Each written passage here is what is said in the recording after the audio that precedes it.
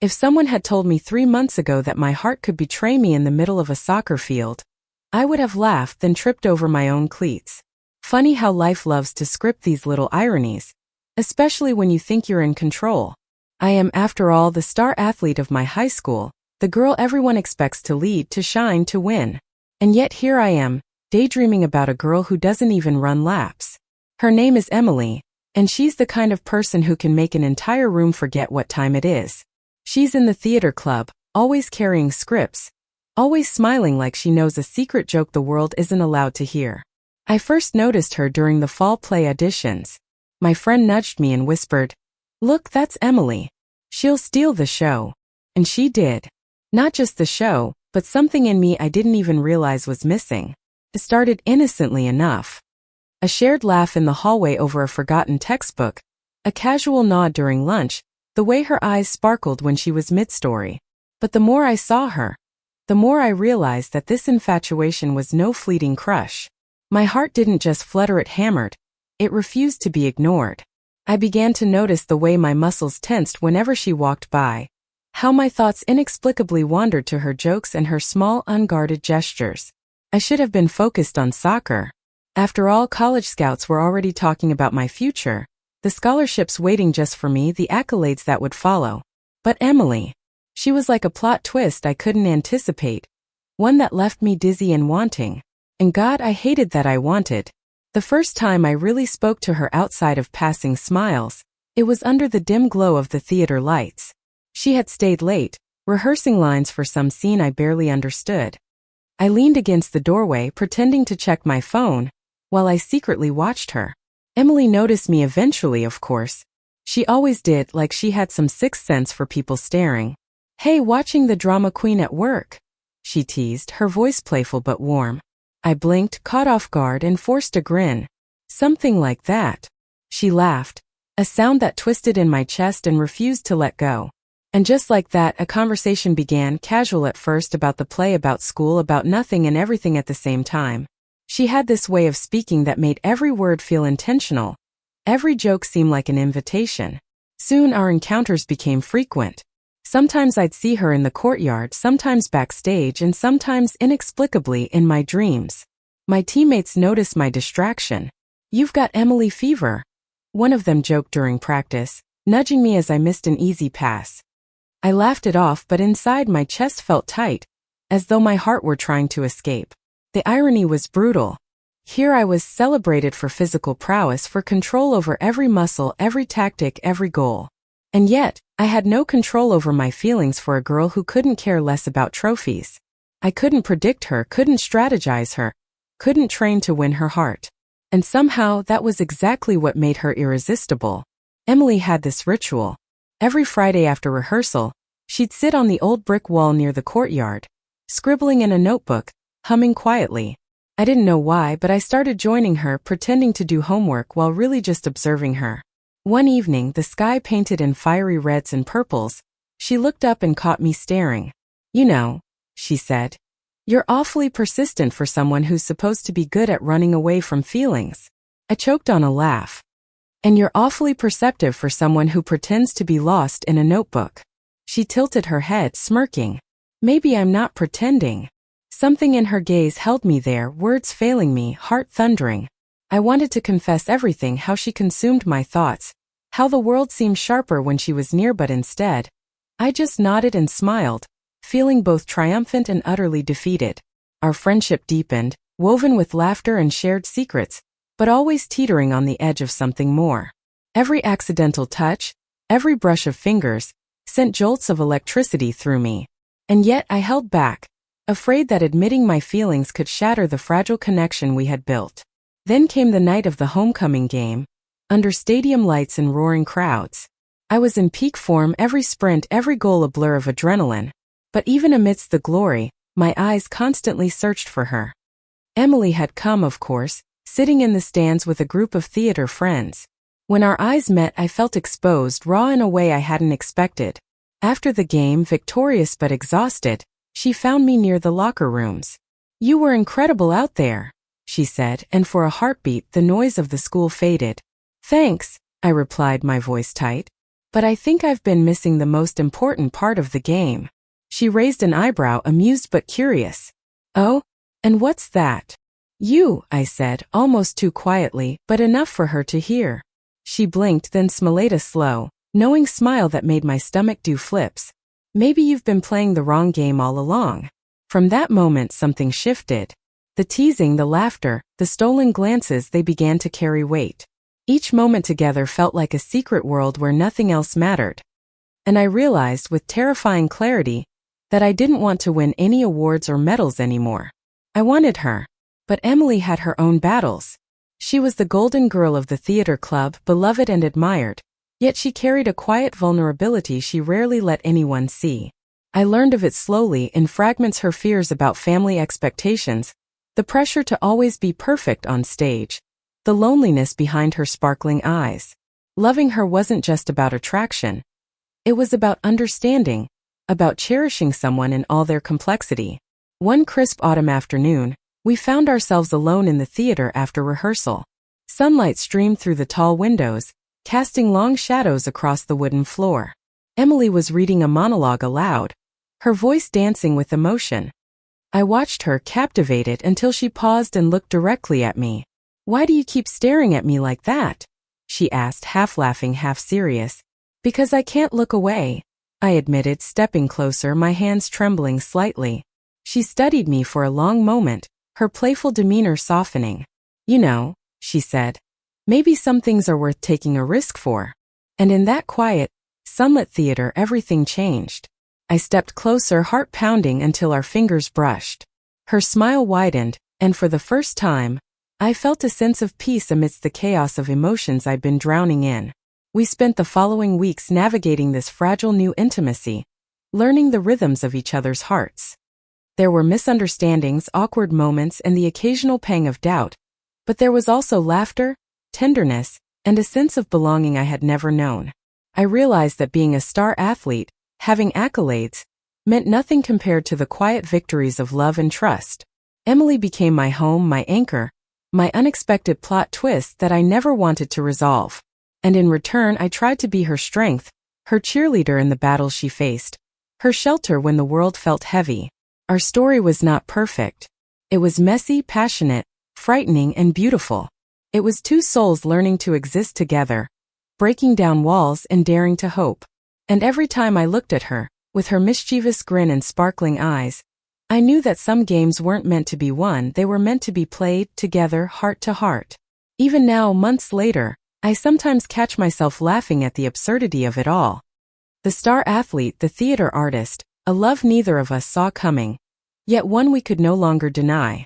The irony, the intensity, the tenderness, it was everything I didn't know I needed. And Emily, she's everything I could have hoped for. The days after our quiet confession in the theater were surreal. Every glance, every brush of hands, every shared laugh was charged with unspoken meaning. Emily and I were no longer just friends who happened to notice each other. We had become a pair navigating a delicate new world, one that neither of us had a roadmap for. School life continued with its predictable chaos, but I now experienced it differently. Soccer practice, once a singular focus, now felt hollow without Emily's smile waiting somewhere in the halls. I found myself rushing through drills, my mind drifting to the subtle curve of her laugh or the way her eyes glimmered in the sunlight. And she found her own ways to leave me breathless. Sometimes she'd sneak little notes into my locker, witty, teasing, always intimate enough to make my chest tighten. Other times she'd catch me staring at her during lunch and simply raise an eyebrow, as if daring me to make the first move. It wasn't just desire, it was fascination. Emily fascinated me. I watched her perform in school plays with the intensity of a spectator who had seen the world through grayscale until now. On stage, she was electric, radiant, commanding attention effortlessly. Off stage, she was the same, but more human: messy hair, tired eyes from late-night rehearsals, a soft, vulnerable smile that few were privileged to witness. I fell for both versions of her, the public and the private, the playful and the quiet. But love, as I was rapidly learning, was never simple. The first conflict came unexpectedly. We had planned to spend a Saturday together, just the two of us, wandering the small downtown shops of our town and grabbing coffee from the place Emily claimed had the world's best pumpkin latte. I had been looking forward to it for days, imagining the laughter, the shared glances, the comfort of her hand brushing mine. And then she didn't show up. I called, texted, and waited by the coffee shop, my heart a storm of worry and confusion. Hours passed. By the time she finally arrived, her face was pale, her eyes clouded with something I couldn't immediately recognize: guilt, fear, shame? "I'm sorry," she whispered, words almost lost beneath the hum of the street. I couldn't come." I frowned, my chest tightening. "Emily, what happened?" "You said—" "I know," she interrupted, tears brimming. I had to help someone who really needed me. I didn't want to let them down. And there it was, the side of Emily I loved most but that also terrified me. The weight of responsibility she carried, her empathy so intense it often came at her own expense. I wanted to understand, to comfort her. But a surge of frustration broke through. "Emily," I said, my voice firmer than I intended, "you don't always have to save everyone. Not everyone needs saving, and sometimes I just need you." Her eyes softened and she reached for my hand, trembling. I know, and I'm sorry. I didn't mean to hurt you." We didn't fight further that day. We just sat in the quiet of the coffee shop, hands intertwined, words unnecessary. It was one of those moments that defined us, not perfect, not easy but authentic, raw and unbreakable. From that day onward, I realized that loving Emily wasn't just about the butterflies or stolen glances. It was about patience, empathy, and the willingness to hold each other when the world was heavy. I began noticing little things: how she'd fidget with her script when nervous, the way her brows knitted together when she was lost in thought, the way she laughed even when she was anxious. Each detail made me love her more, and at the same time, made me painfully aware of my own vulnerability. Soccer remained a part of my identity, but Emily became the lens through which I experienced everything. Wins felt hollow without her applause. Losses, though fewer than wins, felt bearable because she'd always find the right words to make me smile again. And our moments alone, quiet walks in the park, whispered conversations on the bleachers, shared popcorn in empty classrooms became the moments I lived for. There were nights when I would lie awake, replaying our day together, every detail sharp and vivid in my mind. And sometimes the quiet terror of losing her crept in. What if one day she decided I wasn't enough? What if her world, so full of drama, art and responsibility, didn't have room for someone like me? The thought was unbearable but also strangely motivating. I wanted to be worthy of her, not in a way that changed me but in a way that made me a better partner.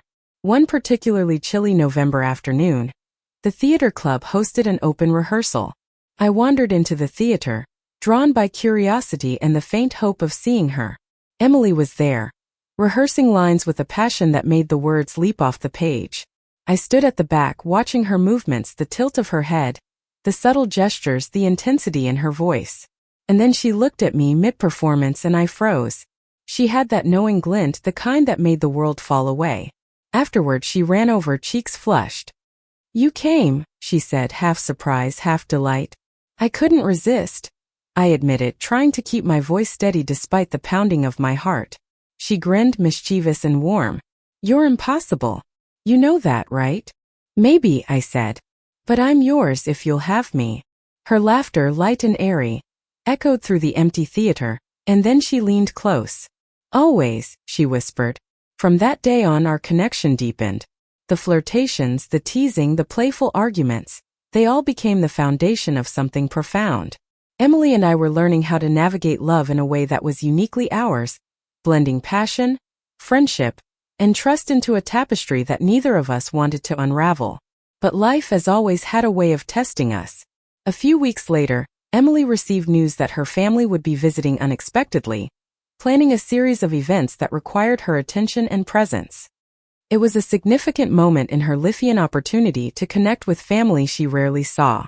But it meant she would be gone for several days, and the thought of her absence left me restless, anxious, and achingly lonely.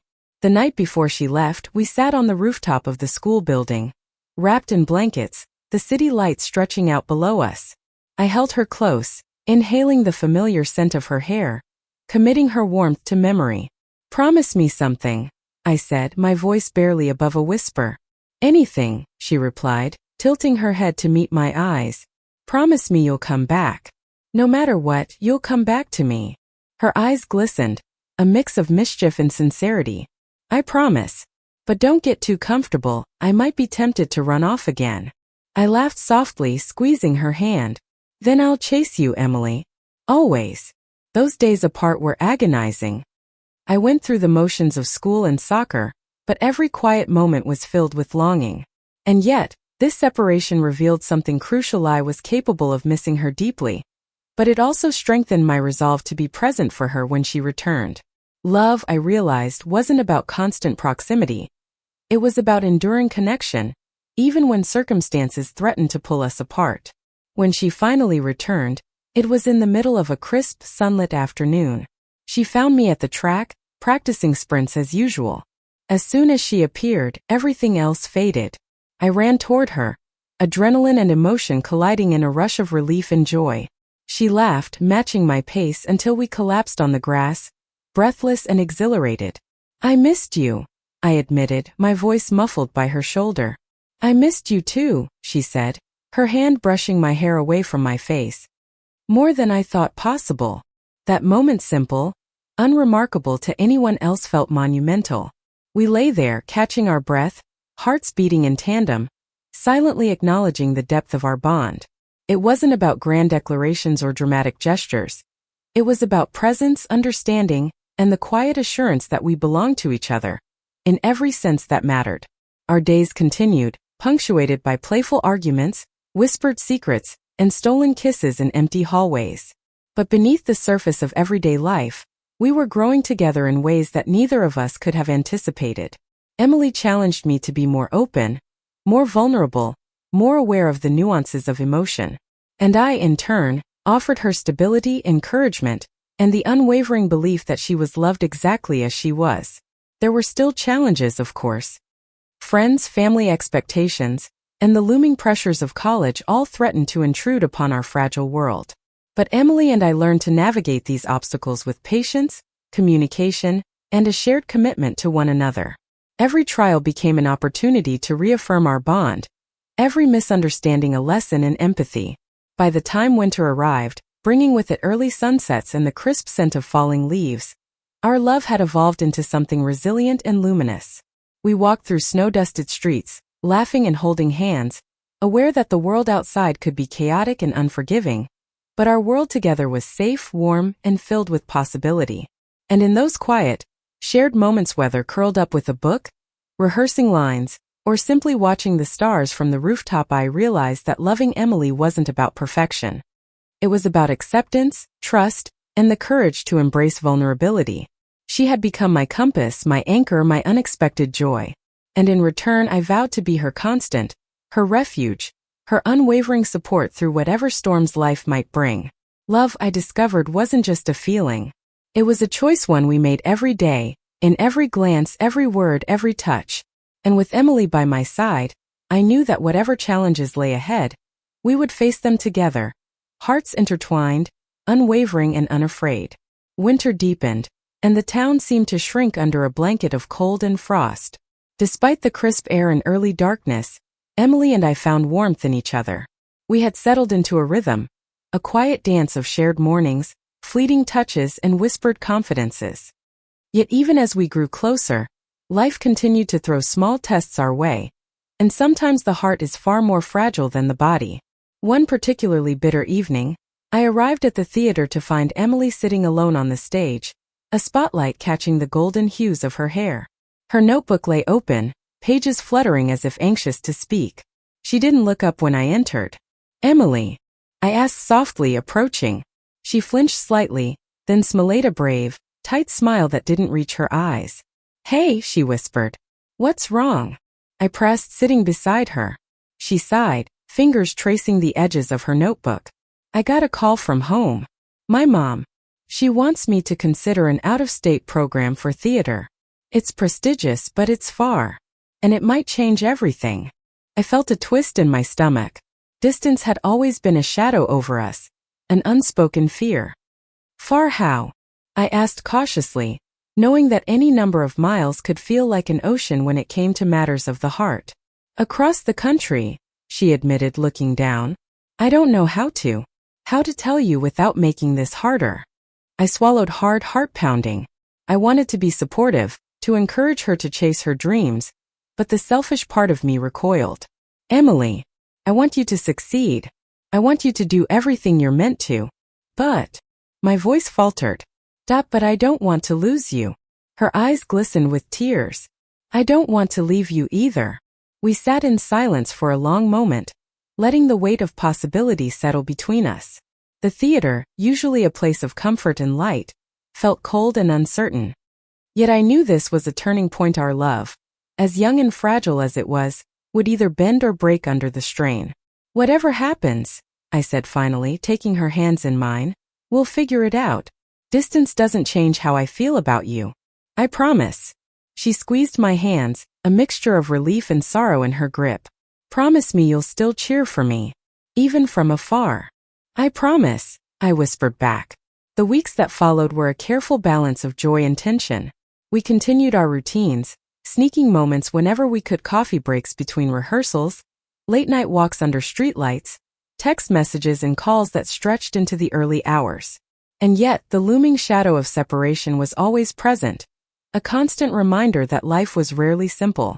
One evening, as snow fell gently outside the theater windows, Emily and I rehearsed a scene together. Our lines flowed naturally, but beneath the words, a deeper current pulsed, an unspoken acknowledgement of our fears and hopes. She paused midline, eyes searching mine. Can we just forget everything else for a moment? She asked, voice trembling. I nodded. We can forget everything but this moment. We stood close, bodies brushing, hearts beating in tandem. And then, tentatively, I leaned in, capturing her lips with mine in a kiss that was soft, searching, yet full of unspoken longing. She responded immediately, pressing closer, her arms wrapping around me. The world outside melted away, the snow, the theater, the distant worries, and for a moment, we were simply two hearts entwined, fiercely alive in the quiet intimacy of each other's presence. But reality, as always, returned with the morning. Emily's departure loomed, packing, final family meetings, preparations for the journey ahead.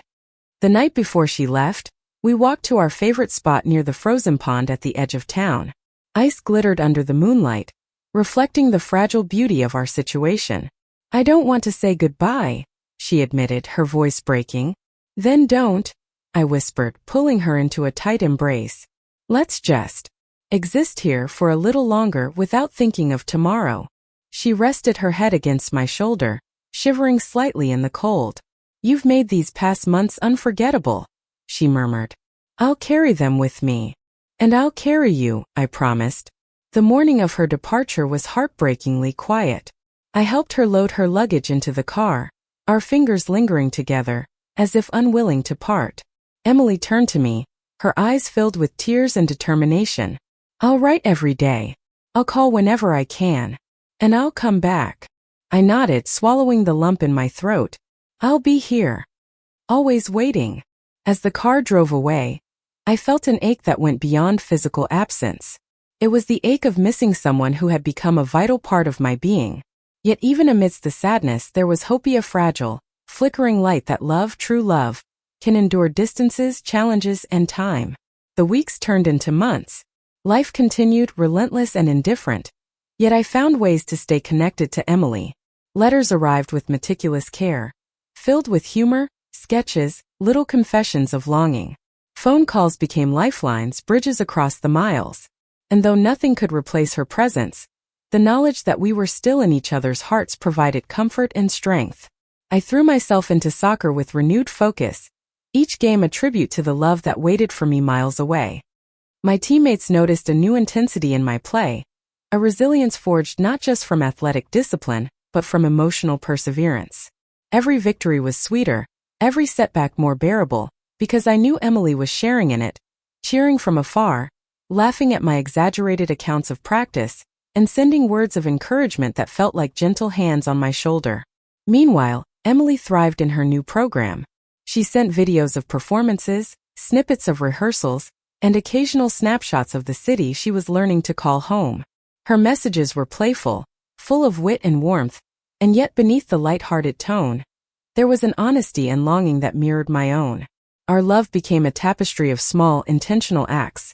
A shared playlist, surprise care packages, notes slipped into luggage, calls late at night just to hear each other's voices. The distance tested us, revealed cracks in our patience and fears, but it also strengthened the bond, proving that intimacy is not measured by proximity alone. By mid-spring, Emily returned for a brief visit. Seeing her again, walking toward me on the familiar courtyard, my heart leaped. The months apart had made the reunion bittersweet, joyful and anxious, exhilarating and tender. We embraced tightly, unwilling to let go, the weight of separation dissolving into a flood of relief and elation. During that visit, we walked the familiar streets, revisited favorite spots, and reveled in the mundane magic of simply being together. It was in these moments that I realized the depth of our connection. It was not just passion, not just desire, but a profound, enduring friendship that had blossomed into something extraordinary. One afternoon, we found ourselves on the rooftop again, looking out over the town as the sun dipped behind the horizon. The sky was a riot of colors, and the world seemed impossibly vast and beautiful. Emily leaned against me, her head resting lightly on my shoulder. "I don't want this to end," she murmured. "Then it won't," I said, pressing a kiss to her temple. "We'll figure it out. We've made it this far, haven't we?" She nodded, a soft smile breaking through. "We have. And I think I've learned something important." "What's that?" I asked, curious and wary. "That love isn't about never being apart. It's about wanting to come back no matter the distance. It's about choosing each other again and again." I felt tears prick at the corners of my eyes, overwhelmed by the truth of her words. "Then I choose you," I whispered. "Every day without hesitation." She smiled, the kind of smile that could light entire rooms, entire cities even. "And I choose you too." In the weeks that followed, we began planning for the future, discussing colleges, schedules, and ways to ensure our lives could remain intertwined despite the challenges ahead. It was exhilarating and terrifying, but with Emily by my side, I felt an unshakable certainty. We could face anything together. Spring turned into summer, and the first warm days brought with them the promise of new beginnings. Emily returned permanently, having completed her program, ready to pursue opportunities closer to home. The day she arrived, I waited at the train station, heart thrumming in anticipation. When she stepped off the train, suitcase in hand, our eyes met, and all the months of longing, fear, and hope crystallized into a single perfect moment. We ran to each other, laughing and crying simultaneously, hearts colliding in an embrace that spoke volumes. The world outside was irrelevant. Nothing mattered but the presence of the other. For the first time in months, we could breathe freely, knowing that the distance was over and the future was ours to shape. The following months were a whirlwind of togetherness. We explored the town hand in hand, attended plays and performances, and shared quiet nights filled with conversation and laughter. Love, once tested by distance and uncertainty, had matured into a resilient, tender, and unwavering bond. One evening, sitting on our favorite rooftop, watching the city lights flicker beneath a canvas of stars, Emily turned to me with that familiar mischievous glint in her eyes. "You know," she said, voice playful but sincere, "I think this might be the best story we've ever written together." I laughed softly, pressing my forehead against hers. "And we're just getting started." In that moment, I understood fully that love is not always easy, not always convenient, but when it is real, it is transformative. Emily had changed my life, opened my heart in ways I never thought possible, and shown me the beauty of vulnerability, trust, and shared dreams. No more doubts, no more distance, no more uncertainty. Just us together, writing the chapters of our story, hearts entwined, fearless, and entirely devoted to each other. And I knew with absolute certainty that this love, messy, passionate, tender, and unrelenting, was the most victorious achievement of all. Summer had fully arrived, painting the town in golden hues, and the days stretched luxuriously, filled with sunlight and laughter. Emily and I moved through our mornings and afternoons with a rhythm that felt almost magical, as if the world itself had conspired to let us exist in a bubble of intimacy and joy. Every day, I marveled at the way her presence reshaped my world. She had a way of noticing the little things, the nuances in expression, the subtleties of emotion that others overlooked. And in turn I found myself more attentive, more patient, more fully alive than I had ever been. Love, I realized, wasn't just a feeling, it was a practice, a continuous act of noticing, appreciating, and nurturing the fragile, luminous connection between two hearts. One afternoon, Emily and I wandered into the town's old botanical gardens, the air thick with the scent of blooming flowers. Sunlight filtered through the branches, painting patterns on the cobblestone path as we strolled hand in hand. She paused to examine a small patch of violets, her fingers brushing against mine. "These are my favorite," she murmured, turning toward me with a smile that made my chest ache in the sweetest way. "I can see why," I replied, bending to get a closer look. "They're delicate but resilient. Kind of like you." She laughed softly, the sound mingling with the chirping of birds and the distant hum of the town. "And you," she said, stepping closer, "you're like the sun. Always bright, always pushing me to grow." The simplicity of the moment, the quiet poetry of our exchange, left me breathless.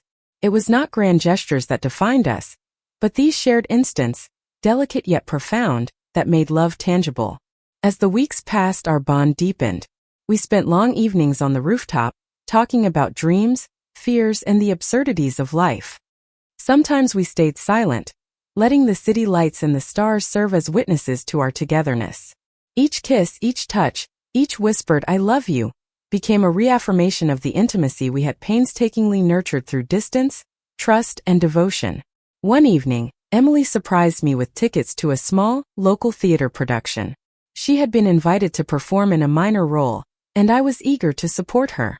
As we entered the cozy theater, the dim lights and the faint smell of old wood and paint reminded me of the first time I had truly noticed her, weeks before our confession.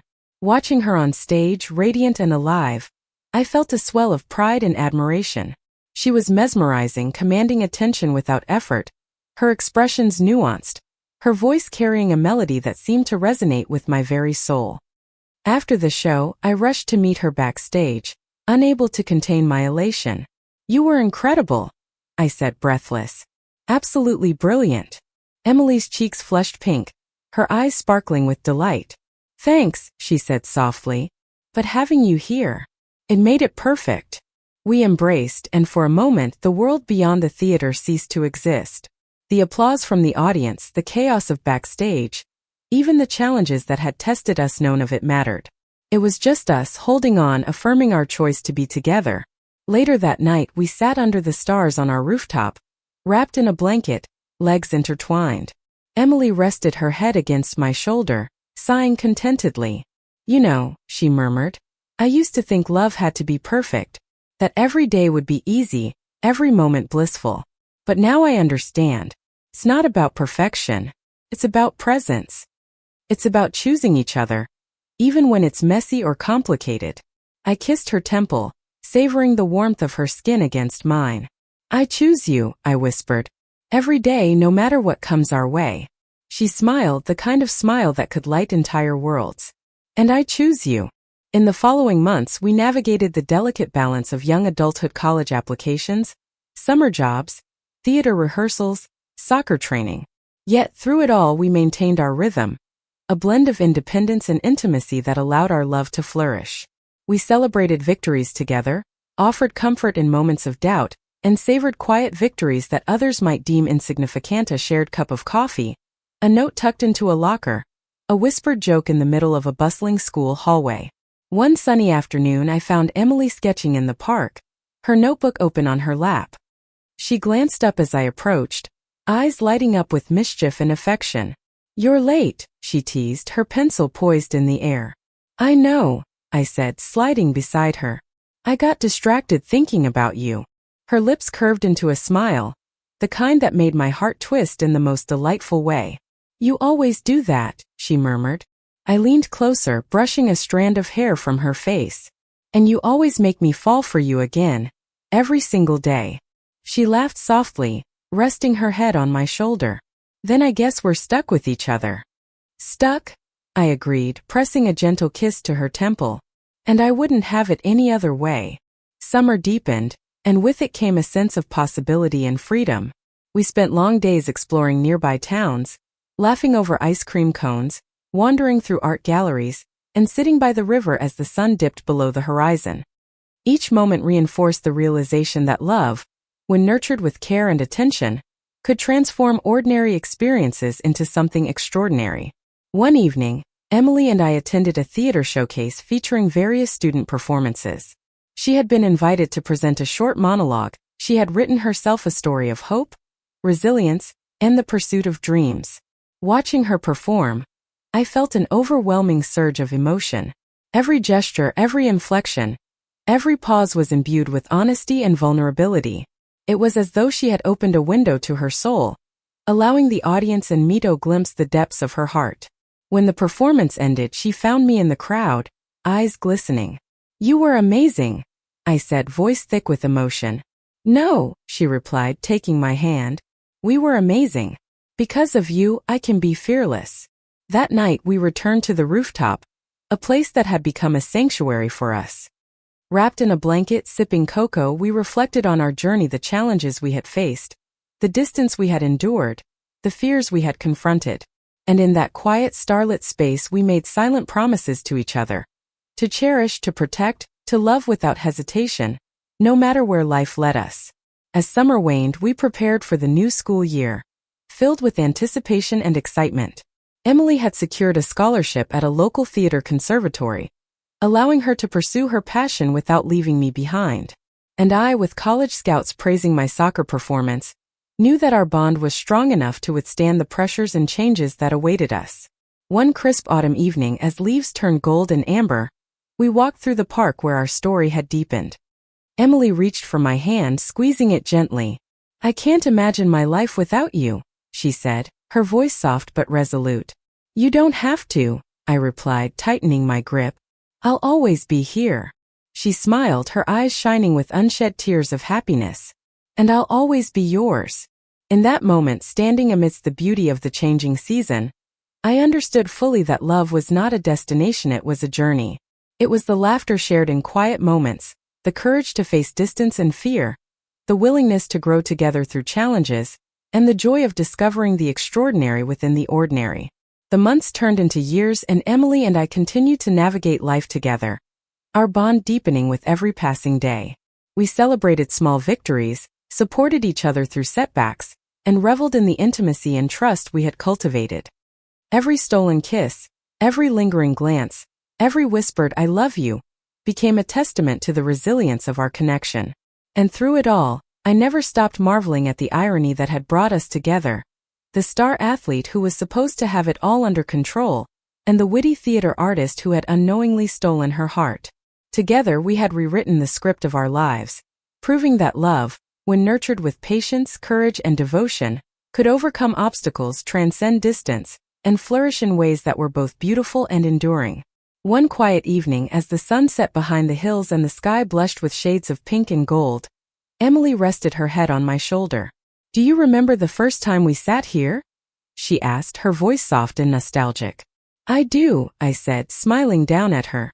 "It feels like a lifetime ago, and yet, it all feels so present." She smiled, warmth radiating from her. "We've come so far, haven't we?" "We have," I agreed, brushing a strand of hair from her face. "And we're just getting started."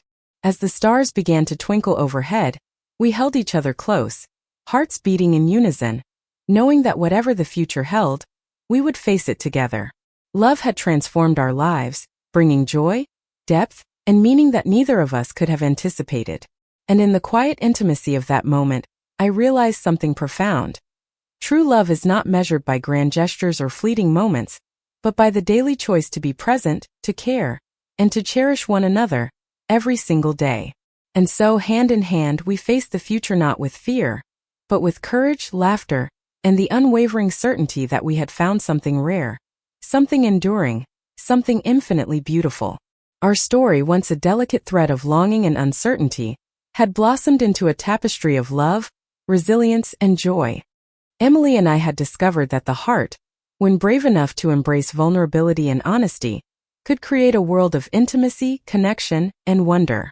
And in that shared world we thrived, two souls entwined and fearless, writing our own story together, for the rest of our lives. Thank you for listening. Like and subscribe to get notifications about next videos.